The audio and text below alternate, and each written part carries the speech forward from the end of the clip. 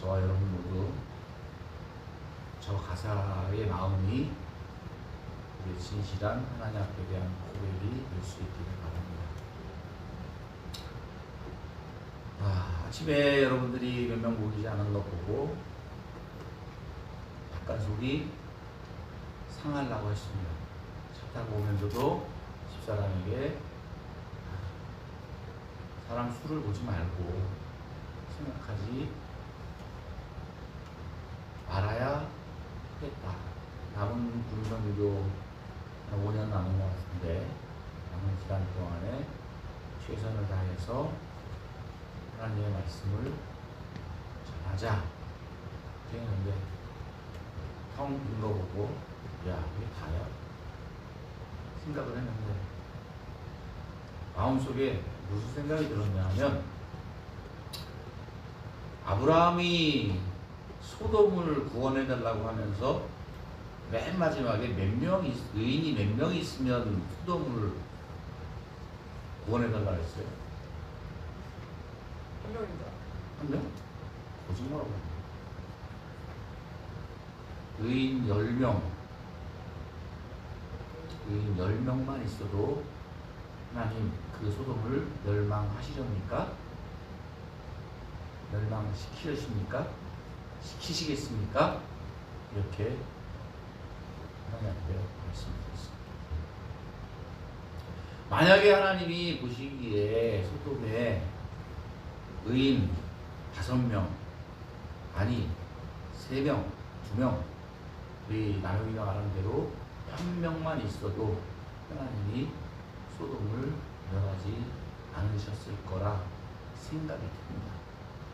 그러면서 세보니까 아까 예배 시작하기 전에 10명은 되더라고.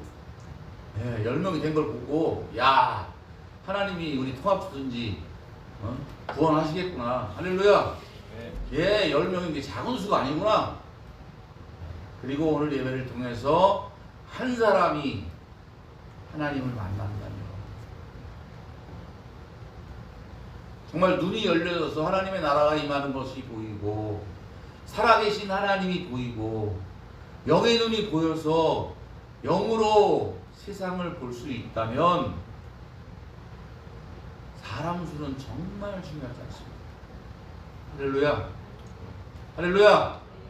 그런 시간이 될 줄 믿습니다. 미리 그걸 해놔야 됩니다. 오늘 읽은 성경 본문입니다.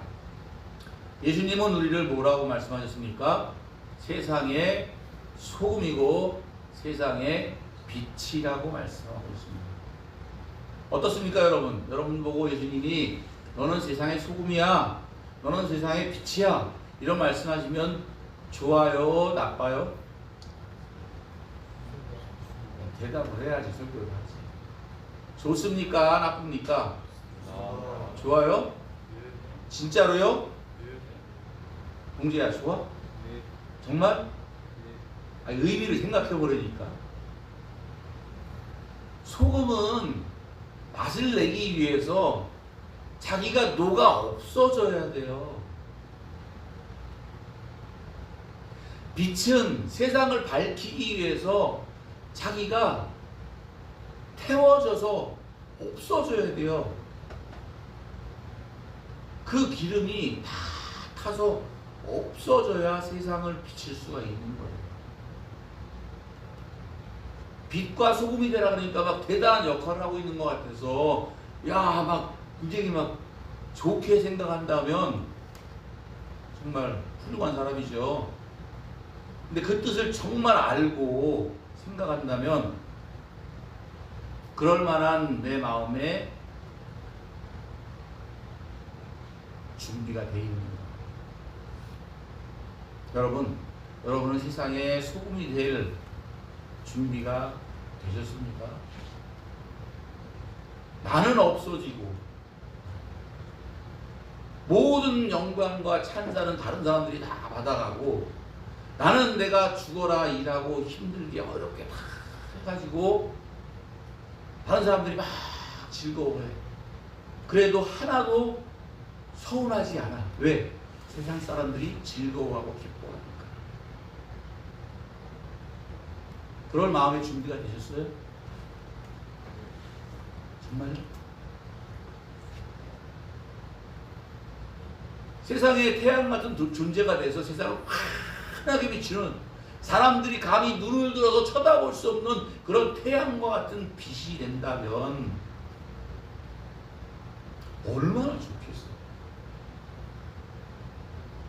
그런데 그 빛을 내기 위해서는 내가 다 타야가 없어져요.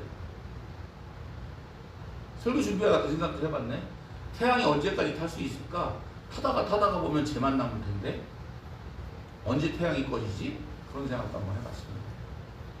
하여튼간에 세상의 소금과 세상의 빛이라는 것은 쉬운 얘기가 아닙니다. 제가 여기서 여러분들은 세상의 빛이고 소금입니다, 세상의 빛과 소금이 됩시다, 이렇게 여러분에게 권면할 때 정말 하나님 앞에 대단한 각오를 하고 있어요. 할렐루야. 사랑하는 대교야, 대교야, 팔을 기니까 더 졸린 거야.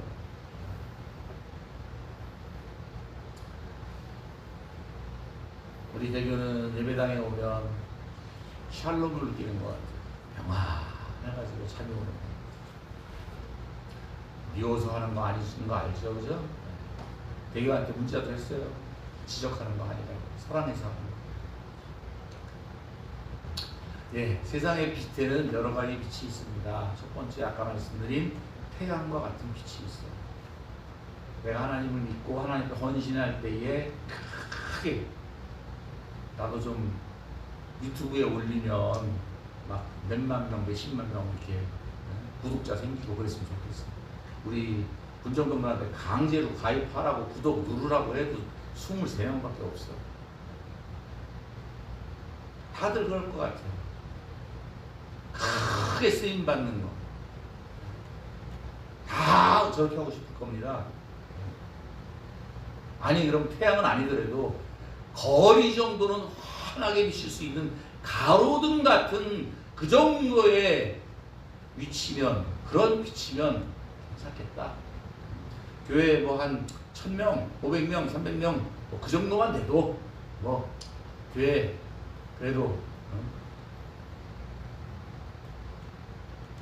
꼭 목사 얘기를 해서 그렇지, 여러분들이 세상에 살아가면서 이 정도 위치, 군인호만 하면 뭐 대대장, 연대장, 서단장 하고 싶은 얘기가 많은데 직접 얘기하면 마음이 불편할 것 같기도 하고. 근데 안타깝더라고요. 정말 사랑하고 같이 친교도 많이 하고 했던 분들이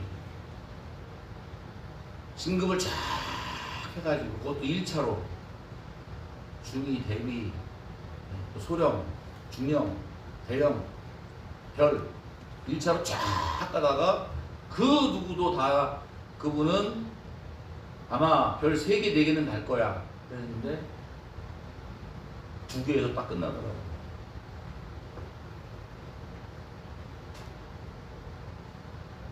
낙심을 좀 하셨을 것 같아요. 또 다른 분 한 분도 역시 비슷한 분이 계셨어요. 우리 고영여단장님도 하셨는데, 그분도 저도 친분이 있고 워낙 유전교사님들을 사랑하시고 대접하길 좋아하셔서 저런 분이 지휘관 됐으면 좋겠다 생각을 많이 했습니다. 그런데 아쉽게도 진급 못하는 자리에 가셨다고 하더라고요. 카톡을 드리면 늘 바로바로 장문의 댓글을 답장으로 해오셨는데 요새는 답장을 안 하시길래, 한 번 답장을 안 하면 저도 안 합니다.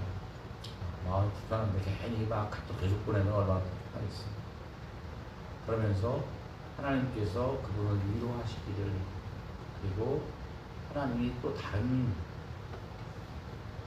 곳에서 하나님의 이름을 위해서, 하나님의 나라를 위해서 일하시게 하실 거라 생각하면서 잘 넘어가시기를 기도하는 마음입니다. 세 번째, 작은 방을 비추는 호롱불 같은 등불이 있습니다. 여러분은 저런 호롱불이 되라고 하면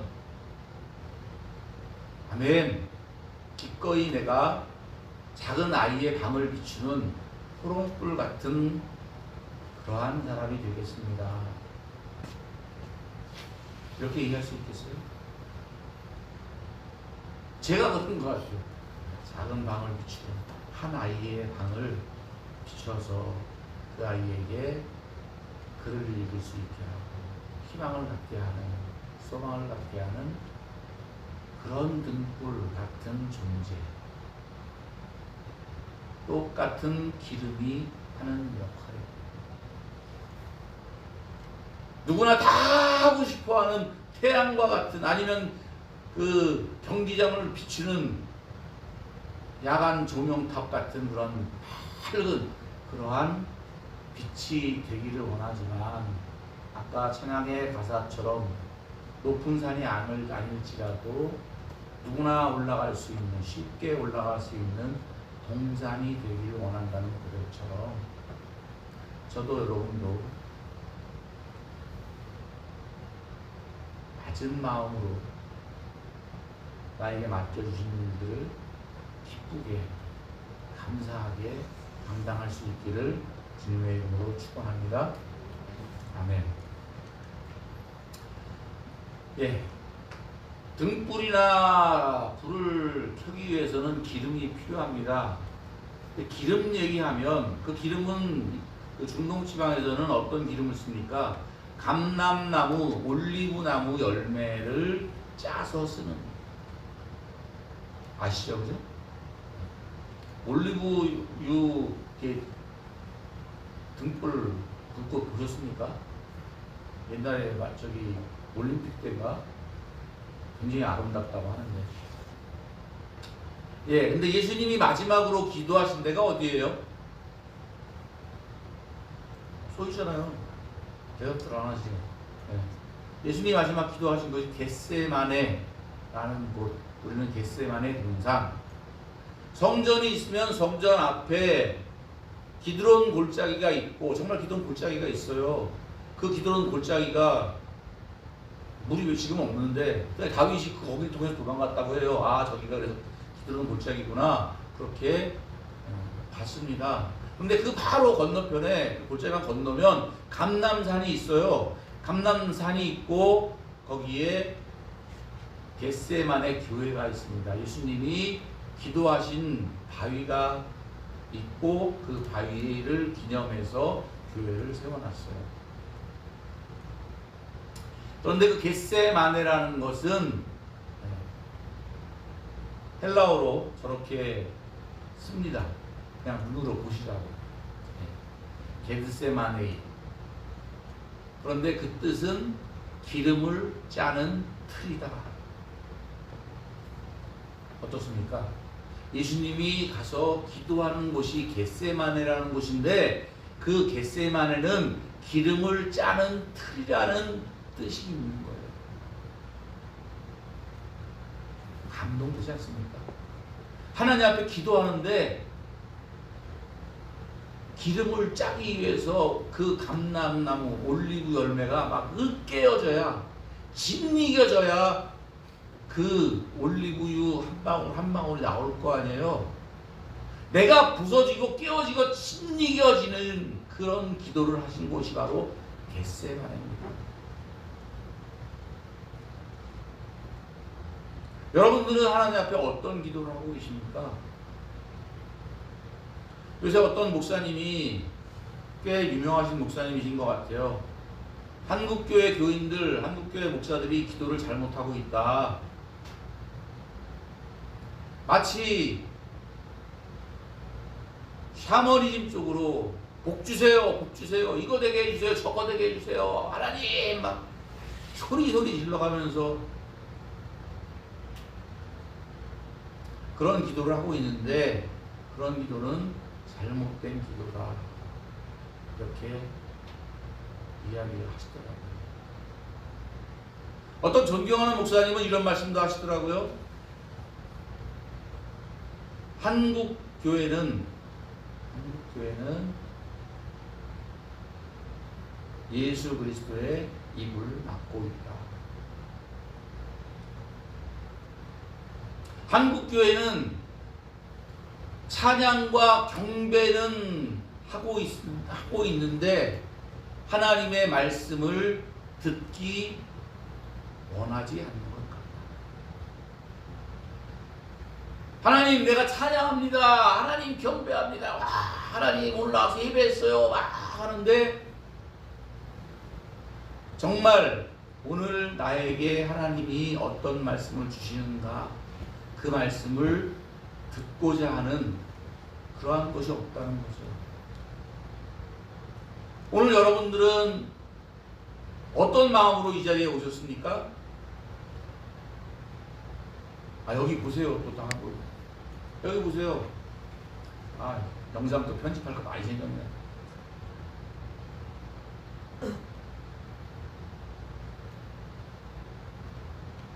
여러분들 이 자리에 나오실 때 내가 훌륭해서가 아니라 이 자리 예배 자리에 나올 때 오늘 아침에 일어나서 하나님, 내가 오늘 예배하러 갈 텐데 하나님, 나에게 말씀하옵소서. 주님 음성 듣길 원합니다. 나를 향하신 하나님의 뜻을 알길 원합니다. 하나님, 말씀해 주시옵소서. 그런 마음으로 기도하고 이 자리에 오셨습니까? 여러분들이 어떤 말씀을 듣길 원해서 이 자리에 계십니까? 예수님은 겟세마네에서 온몸이 부서지고 으깨어지는 마음으로 기도하면서 하나님, 이 잔을 넘길 수만 있다면 넘어가게 해주세요. 그러나 내 뜻대로 마시고 하나님 아버지 뜻대로 하옵소서. 할렐루야.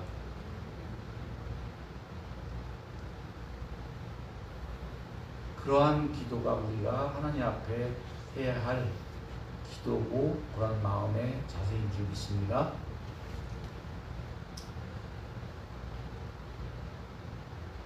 한번 가능하면 조사를 해보고 싶습니다. 통합주둔지에 있는 모든 장병들, 대대장님들께 우리 새생명교회를 어떻게 생각하는지 물어보고 싶어요. 그리고 왜 우리 새생명교회를 안 나오는지. 세상 사람들은 교회를 싫어하는데 저기 한번 보여드렸죠, 통계. 코로나 지나고 나서 제일 싫어한대.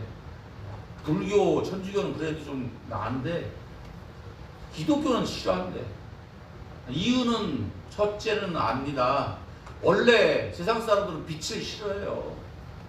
요한복음에도 써 있어요. 빛이 왔는데 세상 사람들이 그 빛을 싫어했다고 그랬어요. 그 빛을 싫어하는 건 알겠는데 우리 잘못도 있다는 거죠. 그것은 바로 우리가 하나님의 자녀답게 살지 못했기 때문에 그렇습니다. 저도 제가 목사답게 살지 못했기 때문에 거기에 일조를 한 것 같아요. 그러면 하나님의 자녀답게 사는 게 뭔가? 또 그러면 하나님의 자녀는 뭔가? 하나님의 자녀는 뭡니까? 하나님의 자녀는 어떻게 되는 거예요? 하나님의 자녀는 믿음이 있으면 되는 거예요. 할렐루야. 하나님의 자녀는 믿음이 있으면 되는 거예요. 그럼 그 믿음이 뭐예요? 제가 설교하면서 믿음에 대해서 많이 말씀을 드렸는데, 어떤 목사님께서, 제가 요 근래에 가장 존경하는 목사님인데 그 목사님께서 설교하는데 믿음에 대해서 4가지로 딱 정리를 하셨는데 기가 막히더라고요. 첫째, 믿음은 동의하는 거래요. 다 같이 따라합시다. 믿음은 동의다. 예수님이 십자가에서 나를 구원하셨습니다 하는 말씀을 동의하는 거예요. 하나님이 천지 만물을 창조하셨다. 그 말씀을 동의하는 거예요. 아멘. 네. 그게 바로 하나님의 자녀의 믿음입니다. 두 번째, 신뢰하는 거예요. 하나님을 신뢰하는 거예요. 여러분들 저 믿습니까? 대답 하나도 안 하네. 저 안 믿어요.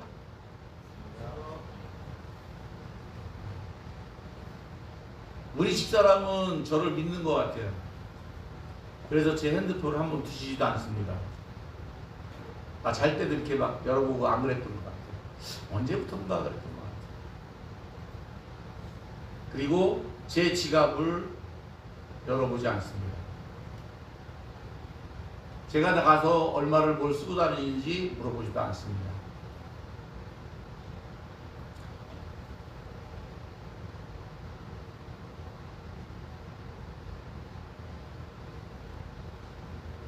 신뢰하는 것. 하나님을 신뢰하고 나아가는 저와 여러분 되시기를 주님의 이름으로 축복합니다. 세 번째, 신실. 하나님 앞에 신실한 게 믿음입니다. 여러분 신실하십니까? 찬송가에 보면 신실하신 주 있고 복음성가에도 신실하신 주 있고 신실하신 주. 하나님은 신실하세요. 내가 믿음이 있을 때나 없을 때나, 내가 착할 때나 나쁜 짓 할 때나 항상 나를 사랑하시고 나를 좋은 길로 항상 이끌어 주시는 그런 분이 하나님이십니다. 그런데 우리도 마찬가지로 믿음이 있는 사람은 하나님을 신실하게 믿는 겁니다. 하나님의 말씀, 하나님의 언약을 하나님만 지키는 것이 아니라 우리도 지키는 것, 그것이 바로 믿음입니다. 할렐루야. 그리고 네 번째, 믿음은 바라보기입니다. 여러분은 무엇을 보고 있습니까? 무엇을 보고 살아가십니까? 나같이 다 목사가 되라고. 그러면 세상은 어떻게 돌아가겠어요? 기독교 신자들은 다 목사 되고 선교사 돼야 되나요? 그런 것 아니에요. 하나님께서 여러분을 향하신 뜻이 분명히 있는 줄 믿습니다. 네. 각기 모양대로 달란트대로 이 세상에 보내신 뜻이 있을 거예요. 그것을 내가 하고 싶은 것, 내 욕심대로 행하는 것이 아니라 하나님을 바라보면서 하나님이 어떻게 내가 살기를 원하시는지 주님을 바라보며 나아가는 것, 그것이 믿음인 줄 믿습니다. 이렇게 네 가지로 믿음을 정의했는데 정말 마음속에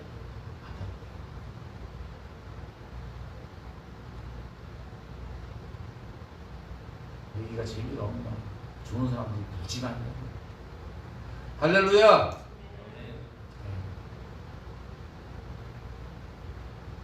또 하나 얘기할 거예요.